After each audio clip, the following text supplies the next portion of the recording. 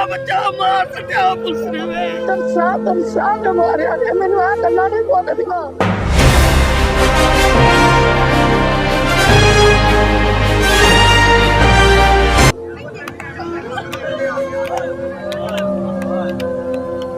सट के देखा ना मेरे पुत्र ने कम तोड़ दिते ने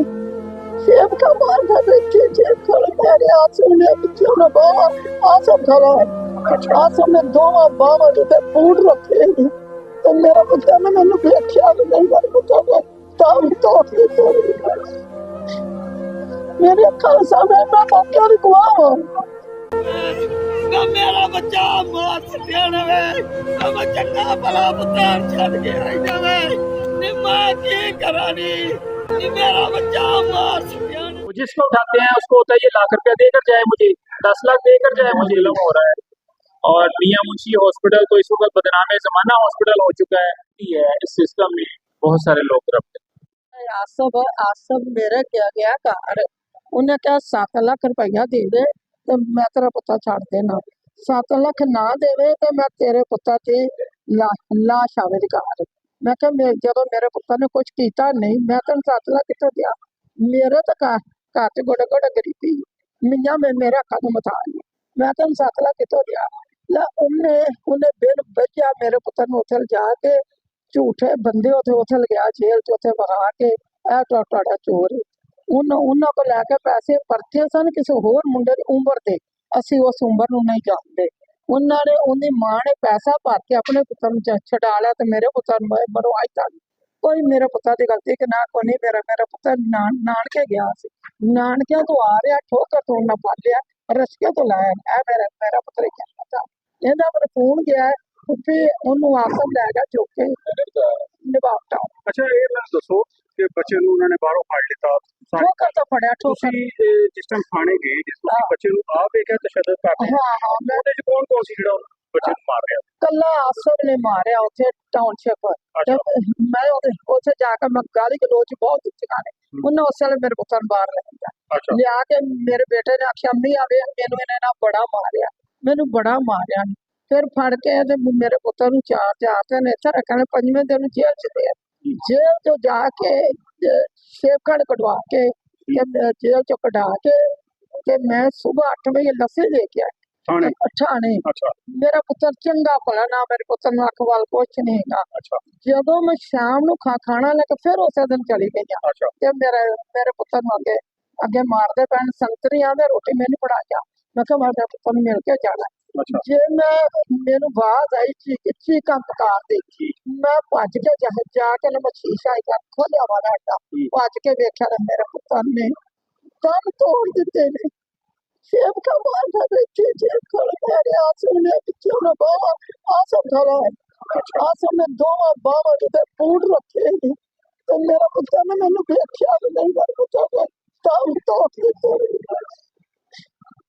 मेरे अक्खां सामने मैं मौके नहीं गवा मैं जिन्नियां मर्जी कसम खान मैं मौके नहीं गवा ते दूसरी ये गल मेरे पुत्र मोए दे हुण पर पर्चे झूठे लगे बहुत ये झूठे पर्चे होने उस बंदे ने किसी को पैसा ले लिया होना हुण गल ही नहीं साडी करता पिया तो वड्डे अफसर ते पेश होई ओदा मूंह एडा बन गया हाँ तो वड्डे अफसर ते का तो ही पेश नहीं हो तो तुसी इंसाफ लेना ते हर जगह जा सकते हो ये ਤੁਹਾਡਾ हक है और अल्लाह पाक बहुत अच्छा करेगा मैं एसपी को गई हूँ एसएसपी को गई हूँ सीसी पिलौर को गई हूँ मैं डिप्टी पंजाब को गई हूँ आईजी पंजाब को गई हूँ मेरी किसी फरियाद नहीं मां जी सुनेंगे वीडियो दे विच क्या है मेरा पुत्र मेरे पुत्र को तरसा के मारा गया मेरा पुत्र आख्या मेरी गलती दसो कि मेरा गनाह दसो कि मेरे किस गले मार दे मैं अपनी कन्ना आवाज़ां सुनिया बड़ा जुल्म होया बहुत बड़ा जुल्म है मेरे पुत्र को तरसा के मारिया ने मैनू आ गल्लां नहीं बोलदियां अपनी आई ना मेरा पुत्र मर जाता ना तो मैं बर्दाश्त कर जाती ये मेरे नाल जास्ती हुई है मेरे को बर्दाश्त नहीं करती कौन है बता ये आसम ने पहले दिन फड़िया जिन्हें मेरे को 7 लाख रुपया मिल गया ਆਇਆ ਸੀ ਆਇਆ ਸੀ ਇਹ ਹੈਗਾ ਨਵਾਬ ਟਾਊਨ ਦਾ अच्छा ਜਿਹੜਾ ਮੁਸਤਾਕ ਮਾਕੀ ਜੇ ਤੇ ਸ਼ੇਖਾ ਇਹ ਹੈਗੇ ਨੇ ਟਾਊਨਸ਼ਿਪ ਦੇ सेवा डीएसपी तो पंजाब आ गई है ਟਾਊਨਸ਼ਿਪ ਲੈ ਲਿਆ ਤੇ ਮੇਰੇ डीएसपी भी तशद्दुद ਦੇ ਨਾਲ ਮੈਂ ਆਪਣੀ ਅੱਖਾਂ ਜੇਲ੍ਹ ਚ ਕਢਾਇਆ ਉਹਨੇ ਵੀ ਤਬਸ਼ੀਸ਼ ਉਹਦੇ ਕੋਲੇ ਫਿਰ ਮੈਂ ਗਈ ਮੁਸਤਫਾ ਟਾਣੇ ਚ ਮੈਂ ਜਾ ਕੇ ਮੈਂ ਜੁੱਤੀ ਲਾ ਲਈ ਮੈਂ ਸ਼ੇਖਾਂ ਨੇ ਉੱਤੇ ਜੁੱਤੀ ਮਾਰੀ ਮੈਨੂੰ ਭੱਜ ਕੇ ਸਾਰਾ ਮਾਰਿਆ ਪੁਲਿਸ ਵਾਲੇ ਮੈਂ ਕਿਹਾ ਦੱਸ ਮੇਰਾ ਪੁੱਤਰ ਕੀ ਕਿਉਂ ਮਾਰੇ ਉਹਨੇ ਆਖਿਆ ਮੈਨੂੰ ਮਜਬੂਰ ਕੀਤਾ ਗਿਆ ਹੈ ਕਿ ਸਾਈਨ ਕਰ ਇੱਥੇ ਮੈਂ ਕਿਹਾ ਤੈਨੂੰ ਜਿਸ ਬੰਦੇ ਮਜਬੂਰ ਕੀਤਾ ਨਾ ਸਾਈਨਾਂ ਵਾਸਤੇ ਉਹ ਮੈਨੂੰ ਤੂੰ ਬੱਤਾ ਦੇ ਦੇ ਤੂੰ ਮੇਰੇ ਸਾਹਮਣੇ ਮੇਰਾ ਪੁੱਤਰ ਮਾਰਿਆ ਨਹੀਂ ਨਾ ਤਾਂ ਮੈਂ ਤੈਨੂੰ ਮਾਫ ਕਰਾਂਗੀ ਮੈਨੂੰ ਤਾਂ ਬੰਦਾ ਦੇ ਦੇ ਜਿਹਨੇ ਕਿਹਾ ਹੈ ਮਾਰਨਾ ਹਾਂ ਜਿੰਨੇ ਤੈਨੂੰ ਆਖਿਆ ਨਾ ਇਹਨੂੰ ਜੇਲ੍ਹ ਚੋਂ ਕਢਾ ਕੇ ਲਿਆ सैन उन्हें तेरे को जबरदस्ती कराए ने वो बंदा भी मिल गया। नाज़रीन देखा आपने कि पुलिस ने एक 30 साल के नौजवान पे कैसे तशद्दुद किया और कैसे उसको थाने में आके उसकी वालदा के सामने उसको तशद्दुद करके हलाक किया और अब भी वो पुलिस वाले ने हरासा भी कर रहे हैं और कभी इनको पैसों की डिमांड करते हैं बैठ जाएं कभी इनके साथ कोई रवैया करते हैं कभी तो अल्लाह ताला 5 लाख रुपया ये बेटा है ये मेरा बेटा है बकार ये बच्चा है जिसको उन्होंने तशद्दुद करके मारा और ये एक बहुत ही गुनाना जुर्म है और ऐसी काली बेड़ों को सजा मिलनी चाहिए। मैं वज़ीर आला पंजाब मरियम नवाज शरीफ साहबा से IG साहब से ख़ुसूसी दरख्वास्त करता हूँ इस माँ के लिए जिसके सामने उसके बेटे को कत्ल किया गया कि उन मुल्ज़मान को कैफरे किरदार तक पहुँचाया जाए। शुक्रिया नाज़रीन, आपका होस्ट अजीम चौधरी। करती आई है आपने देखा होगा साहबजादे के प्राइमरी में बच्चों पर तशद्दुद करते थे तो अब तो उसके ऊपर भी FIR होने लग चुकी है लेकिन अभी भी पुलिस अपने रवायती हथकंडों से बाज नहीं आई और अब पुलिस में बहुत सारी काली बेड़े अभी भी हैं जो कि एग्जेक्टिव लेवल पर बड़े अफसरों में तो अब यकीनन ऐसा नहीं है लेकिन मतहत अफसरों में DSP SP लेवल तक और नीचे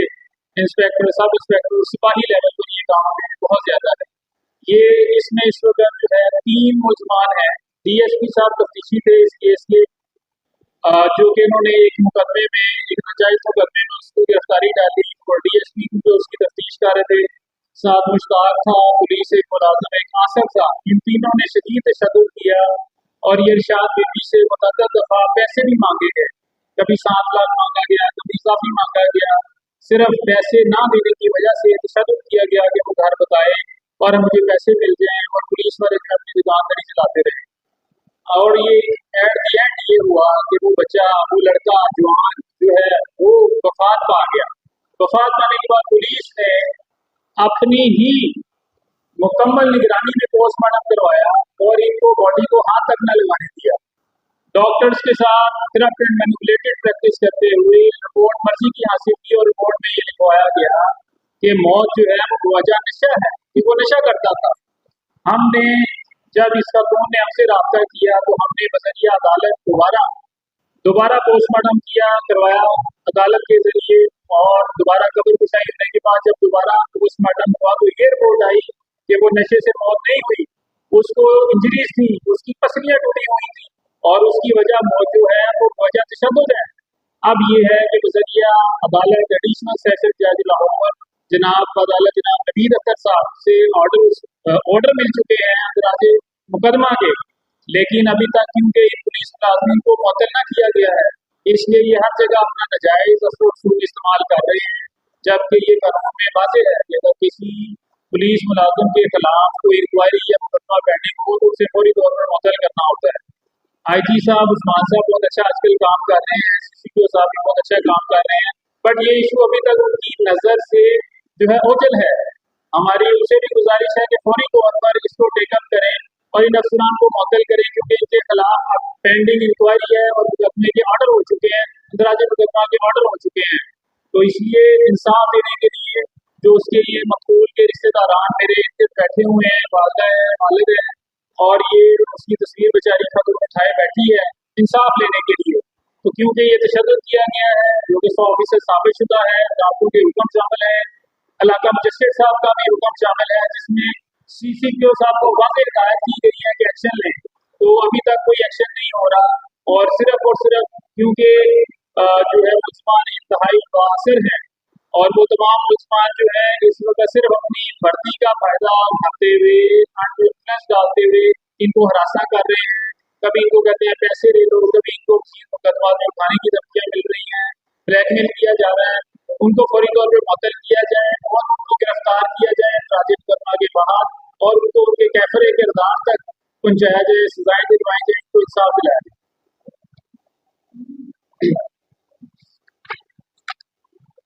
अब कोई सवाल करना चाहेंगे? इसको पुलिस का मैंने ये देखा है मेरी फौजदारी वकालत में कि पुलिस में जो ये आम सिपाही लेवल के, DSI लेवल के, हवालदार लेवल के लोग हैं, ये जो इनको तनख्वाह मिलती है ये शायद समझते हैं कि इनका गुजारा नहीं होता। इन्होंने जो है अखराजात बहुत बढ़ाए हुए हैं और यहाँ दाता बने हुए हैं। ये नीचे लेवल से काम स्टार्ट हुआ, एक छोटे मुकदमे में उठा लिया, ना तो उसका वो क्रिमिनल रिकॉर्ड था, ना वो कोई उस मुकदमे में मतलूब था, तो उसको एक सिपाही, ये छोटे उहदेदार थे, ये जो 3 मुसलमान है इसमें से एक ने या 2 ने काम साथ होकर उठाया, DSP तक पहुंचाया।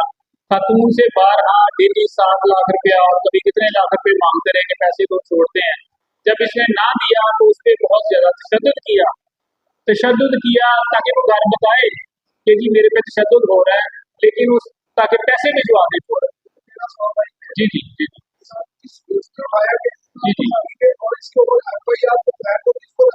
इसको इलाका मजिस्ट्रेट से उन्होंने एक FIR में, जिसमें ये नॉमिनेटेड नहीं था, इसका उसमें नाम नहीं था, वो एक FIR, कोई भी FIR इनके पास पड़ी हो उसमें किसी को भी उठा लेती है जिसमें उसका नाम ही ना हो। इलाका मजिस्ट्रेट साहब से उसका रिमांड लिया 3 दिन का और नेक्स्ट डे उसकी वो मर गया तशद्दुद के बाद। इलाका मजिस्ट्रेट साहब को वेरी नेक्स्ट डे बताया भी नहीं कि वो मर गया है। ये खातून इलाका मजिस्ट्रेट की अदालत में डेली जाके बैठी रही।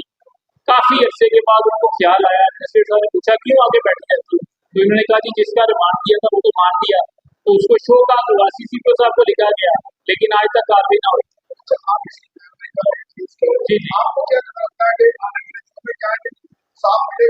जी इनको 100% इंसाफ मिलेगा क्योंकि कानून जो अब मोशन आ चुका है, प्रॉपर कार्रवाई हो चुकी है। उसके बाद इंदराज मुकदमा का हुक्म मिल चुका है अदालत जनाब एडिशनल सेशन जज साहब हनीर अख्तर साहब लाहौर सेशन कोर्ट से जो है ऑर्डर मिल चुका है इंदराज मुकदमा का। अब जो है उसके ऊपर कार्रवाई तेजी से जारी है, लेकिन क्योंकि अभी तक उनको मुअत्तल नहीं किया गया,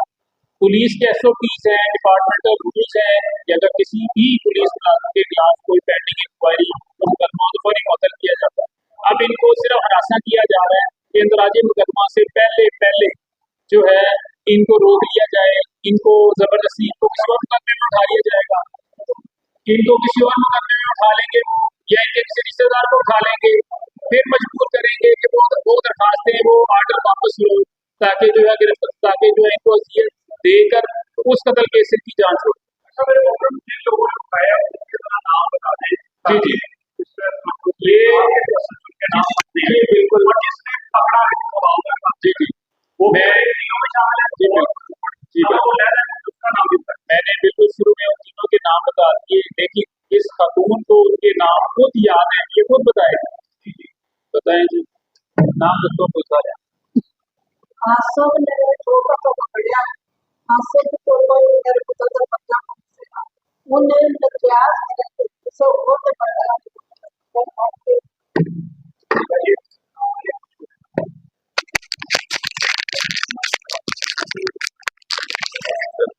आसम ने पढ़ा कौन से पाले आसम ने इसको सर ने सिर्फ नाम बताते आसम ने पढ़ा शेख खान आसम जाके भेज दे शेख खान ने कढ़वा के मुश्ताक माखी आसम शेख खान ने किन्ना ने मेरे को तक ये क्योंकि इनको नाम जुबानी याद है इसलिए मैंने कहा ये अपनी जुबान से खुद बताएं, क्योंकि ये हर रोज हर गली हर मोहल्ला हर अदालत में जहाँ जहाँ इनको इंसाफ मिल सकता है हर दरवाजे पर जाकर इन्होंने यही नाम लिए हैं, यही इनके मुसलमान है। और ये इसकी दरखास्त जो है अगर कोई भी शख्स पढ़े, कोई भी प्रूडेंट माइंड पढ़े तो वो ये यकीनन कहेगा कि बहुत नाइंसाफी हुई है, बड़ा जुल्म हुआ है। एक जवान लड़का पुलिस कस्टडी में, इसी जवान लड़के की 2 पसलियां टूट जाएं, कैसे मुमकिन है? अभी तक ये जिसके ऊपर मैं एक और चीज आप भाइयों के आज सादत से मैं एक चीज की और यहाँ पे तशरीह करता हूँ, वजाहत करता हूँ। ये किसी भी पुलिस वाले को, किसी भी स्कूल मास्टर को, किसी बच्चे पर या किसी मुलजम पर एक उंगली भी लगाने का इख्तियार नहीं है, एक थप्पड़ भी नहीं मार सकते। कानून की किसी किताब में तशद्दुद का कोई कॉन्सेप्ट नहीं है। इन्होंने कानून तफ्तीश के लिए उसकी बॉडी या जिस्म रिमांड के लिए लिया जाता है, लेकिन आज तक किसी पुलिस वाले को, किसी जो है उसको सब ऑर्डिनेट स्टाफ को ये पता ही नहीं है। ये पहले काम तशद्दुद से शुरू करते हैं। आला अफसर ऐसा काम नहीं करते। जो है आईजी लेवल, डीआईजी लेवल जो है ऐसे एग्जीक्यूटिव ऑफिसर जो है इसको कल्चर को खत्म करना चाहते हैं। आईजी साहब आजकल सोशल मीडिया पे हर जगह, और सीसीपीओ साहब भी, मेरी इनसे मुलाकातें भी किसी न किसी केस के बारे से होती हैं, तो वो बड़ा अच्छा काम कर रहे हैं। बट ये केस अभी तक उनकी आंखों से ओझल है, इसमें बड़ी नाइंसाफी हुई है। आप देखें इस डीएसपी का या इन पुलिस मुलाजमीन की जब आप हिस्ट्री निकाल के देखेंगे तो ये कई कोठियों घरों के मालिक होंगे। वो कहाँ से पैसा आता है इनके पास? वो किसने देखना है इस मामले को? वो डिपार्टमेंट ने देखना है। इनके एसओपीज हैं, इनके रूल्स हैं, इनका सिस्टम है, बड़ी सख्त कार्रवाइयाँ होती हैं, की जाएगी। अब जब ये फाइल खुलेगी आप लोगों के वसातत से जो है, अगर आईजी साहब इसको टेकअप करते हैं तो मेरा ख्याल है कि ये 3-4 दिन में मामला हल हो जाएगा। अच्छा, ये जिन डॉक्टर्स ने पहले गलत रिपोर्ट दी जी वो उसके ऊपर क्या आपने कोई अदालत में पाया है जिसका नाम है? जी बिल्कुल। इसमें बादालत जनाब एडिशनल सेशन जज साहब नवीद अख्तर साहब ने वाज़े ऑर्डर किया है चीफ सेक्रेटरी हेल्थ साहब को कि उन डॉक्टरों के खिलाफ भी कार्रवाई करें कि कैसे करप्ट और मैनिपुलेटेड प्रैक्टिस करते हुए वो रिपोर्ट आ गई। जो गलत रिपोर्ट दी, पुलिस के साथ मिलकर दी, साजबाज होकर दी, बहुत बड़ी नाइंसाफी है। डॉक्टर से हम ये चीज एक्सपेक्ट नहीं करते कि वो पैसे लेंगे, लेकिन उन्होंने लिखा है कि पहले वाले डॉक्टर्स ने गलत रिपोर्ट दी है, उन्होंने भी नशा नहीं करता था। इसकी बदकिस्मती है, इस सिस्टम में बहुत सारे लोग करप्ट हैं। कितने अर्से बाद आपने खबर बताई कराई? ये तकरीबन 3 माह बाद। 3 माह बाद उसमें क्या क्या है? उसमें ये आया है, पहली रिपोर्ट में इन्होंने लिखवा लिया फाइनल हतमी राय कि ये नशे से मर गया। जी बिल्कुल जी, और उसमें इंजरीज ना आई, कोई भी तशद्दुद की। जो दूसरी आई रिपोर्ट उसमें पसलियां टूटी हुई आई, तशद्दुद के निशानात आए, और डॉक्टरों ने वाजे लिखा, जो उन्होंने सैंपल लिए, मजिस्ट्रेट इलाका मजिस्ट्रेट साहब मौके पर गए, कब्र कुशाई हुई, वहाँ टेंट लगे, फोरेंसिक एक्सपर्ट आए, सबने काम किया, सैंपल लिए गए, उन सैंपल से उन रिपोर्टों को चेक किया, और सब कुछ चेक करने के बाद हकीम ने तय किया है कि ये शख्स कभी नशा नहीं करता था। इसकी बॉडी में ऐसे कोई डॉक्टर्स के पास बड़ी टेक्निक्स हैं, वो देख लेते हैं कि ये कभी जिंदगी में भी नशा करता था या नहीं। तो उस रिपोर्ट में ये है कि पहली रिपोर्ट फेक थी। इवन बाद में जो डॉक्टर्स थे, मैं ये समझता हूँ वो बड़े अल्लाह के वली हैं, वो पूरी टीम थी, उस टीम ने बड़ा अच्छा काम किया। उन्होंने लिखा है कि पहले वाले डॉक्टर्स ने गलत रिपोर्ट दी है, उन्होंने मेंशन किया ये बात। बदकिस्मती है इस सिस्टम की, जो फर्स्ट पोस्टमार्टम रिपोर्ट थी, मैं देखकर हैरान हुआ। उस रिपोर्ट पे डॉक्टर्स ने अपने नाम तक ना लिखे, सिर्फ ओहदे लिखे, साइन किए। हम देखकर हैरान रह गए ये चीज। किसी भी अदालत से जब कोई ऑर्डर पास होता है, हमेशा जज साहब का नाम, जज साहब का ओहदा लिखा जाता है, फिर सिग्नेचर होते हैं। किसी डिपार्टमेंट में कोई साइन अफसर करता है, उसका ओहदा और उसका नाम लिखा जाता है। उनको पता था कि कभी हम फंस सकते हैं, उन्होंने सिर्फ ओहदे लिखकर साइन कर दिए, ओहदे भी कंप्लीट ना लिखे, फटाफट साइन कर दिए, और जो है नाम भी उसके ऊपर मेंशन नहीं है। बाद वाले डॉक्टर्स ने अपने नाम लिखे हैं, अली अलान नाम लिखे हैं, उनका राइट उन्होंने लिखना होता है, बुक्स में लिखा हुआ है। ये मैंडेटरी होता है कि मेंशन करें कौन को ऑर्डर पास कर रहा है, कौन को रिजल्ट दे रहा है। तो क्योंकि इन देखते ही, जैसे मैंने फर्स्ट डे वो देखी तो मैं देखते ही समझ गया कि ये सारा चक्कर करप्ट और मैनिपुलेटेड प्रैक्टिस के जरिए किया गया है। तो इसलिए इस मुल्क में बहुत जुल्म हो रहा है, और मियां मुंशी हॉस्पिटल तो इस वक्त बदनामे ज़माना हॉस्पिटल हो चुका है। मैंने और भी इनके कई मेडिकल रिजल्ट देखे हैं, हर रिजल्ट में इनकी करप्शन वाज़े नजर आ जाती है। रिजल्ट जो है चेंज कर देते हैं, बदल देते हैं, इसमें वाज़े नजर आ रहा है। अब ये सूबाई बोर्ड बना था, इसमें डॉक्टर्स का सूबाई बोर्ड बना था,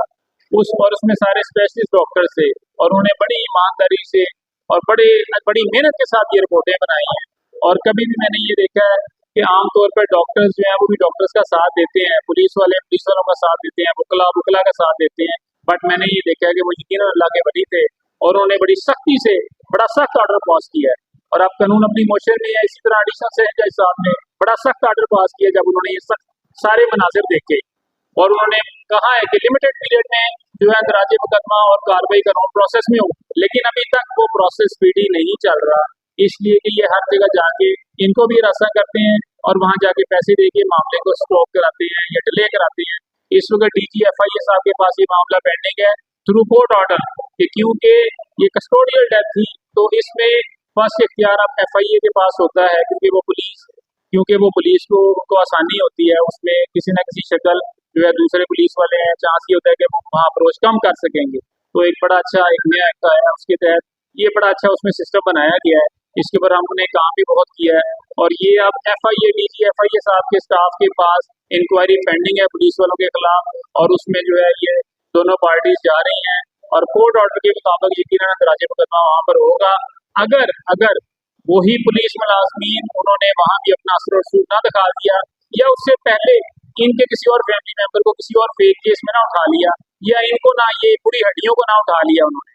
तो फिर बहरहाल हमें उम्मीद है, हमें अपनी अदालतों से इंसाफ की हमेशा तवक्को होती है, हमेशा इंसाफ होता है यहाँ पर, और इंशाल्लाह इंसाफ मिलेगा, मिल रहा है और मिलेगा। और यकीनन जो आला अफसर पुलिस के हैं,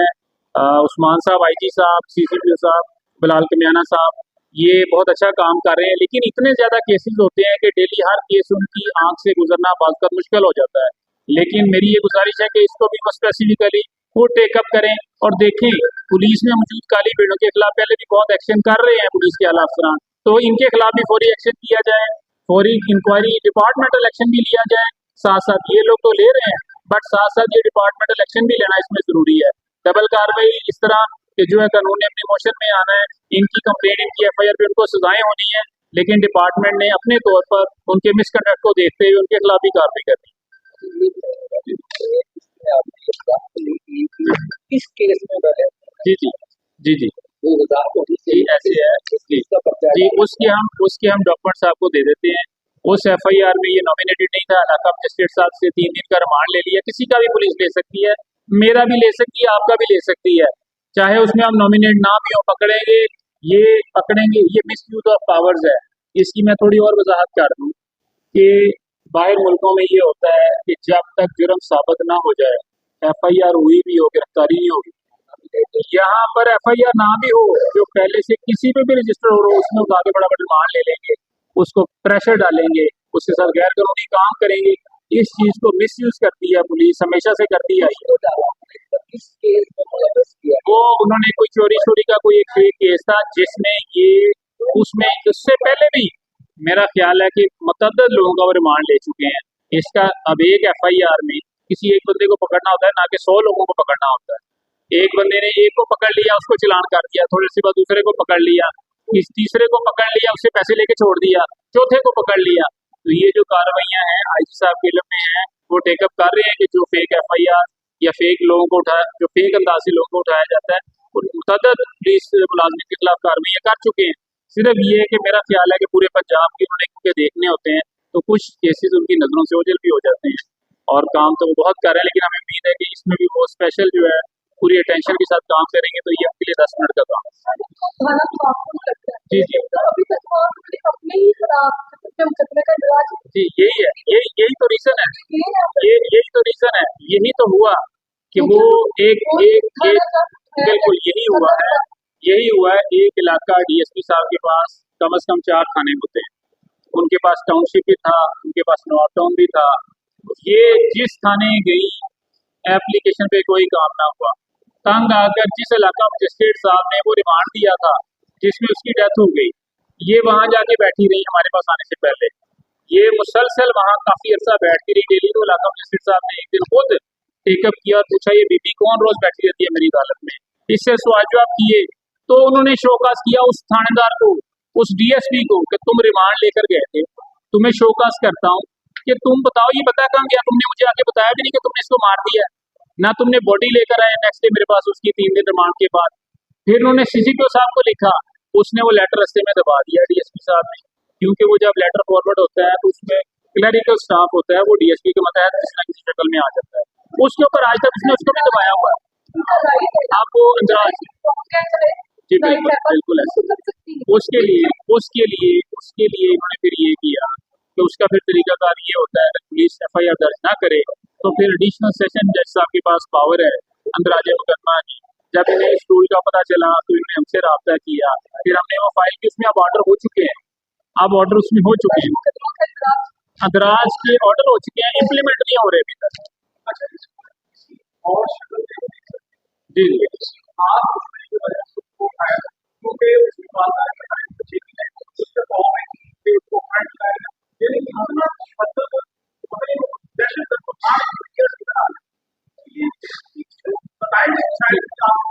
जी मैं अर्ज करता हूँ, उसके साथ पुलिस की कोई पुरानी दुश्मनी नहीं थी, लेकिन दुश्मनी रीजन क्या था? रीजन ये था कि जिन पुलिस मुलाजमीन ने उसको उठाया, सिर्फ उनको उससे पैसे चाहिए थे। जो तनख्वाहें मिलती हैं 40-50 हज़ार, अगर एक कांस्टेबल की तनख्वाह है या 70,000 है तनख्वाह, उसका उसमें गुजारा नहीं होता, क्योंकि उसने अपने अखराजात जो हैं वो बहुत ज्यादा बढ़ा लिए हैं। वो अपने आप को शहंशाह समझता है, वो ये समझता है कि मैं फिरौन बन गया हूँ। वो जिसको उठाते हैं उसको होता है ये लाख रुपया देकर जाए मुझे, 10 लाख देकर जाए मुझे, ये वो तो फिरौन बने हुए हैं। उसकी इन पुलिस मुलाजमीन के रिकॉर्ड निकलवा लें कि कितने घर, कितनी गाड़ियां, कितने मोटरसाइकिल क्या है, तो वाजे नजर आ जाएगा कि ये पैसा कहाँ से आ रहा है इनके पास। ये करते हैं, ये पुलिस में काली बेड़े हैं।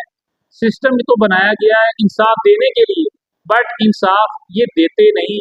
ये उसको अपनी कानून को जो है, ये लोअर स्टाफ पुलिस में बहुत सारे लोग हैं, ये उसको मिसयूज करते हैं अपनी पावर को। पुलिस मुलाजम को वर्दी पहन के एक इलाके से दूसरे इलाके में भी जाना अपने पर्सनल काम के लिए मना है। ये हर चीज को वायलेट करते हैं, जहां से मर्जी उठा लेते हैं, ना अदालत में पेश करते हैं, उसके ऊपर तशद्दुद शुरू कर देते हैं। सिंपल सी एक बात है कि अगर किसी शख्स को आपने उठाया है, आप पहले उठाने से पहले अपनी फाइल में हर चीज लिखें। ये फाइल का पेट भरने के लिए उसमें गलत लिखते हैं, तमाम इंदराजात गलत करते हैं, उससे पैसे मांगते हैं, वो पैसे नहीं देता, उसके ऊपर तशद्दुद करते हैं, इतना तशद्दुद करते हैं कि उसकी किसी की जान भी चली जाती है। अब इसकी जान चली गई, यंग लड़का था, कोई बीमारी नहीं थी, कोई हार्ट पेशेंट नहीं था, कोई मसला नहीं था, मेन पसलियां टूट गई। इंसान की मेन पसलियां जो है वो बहुत मजबूत होती हैं, इसकी वो पसलियां टूटी हुई हैं। कैसे टूट गई? अगर उसको एक कांटा भी चुभे तो पुलिस ने इस चीज की एक्सप्लेनेशन देनी होती है कि इसकी बॉडी लेकर गए थे, इसके ऊपर ये कांटे का निशान कैसे आया, तो उसकी पसलियां टूटी हुई हैं। इन्होंने उसको एक्सप्लेन कैसे करना है, जस्टिफाई कभी नहीं कर सकते।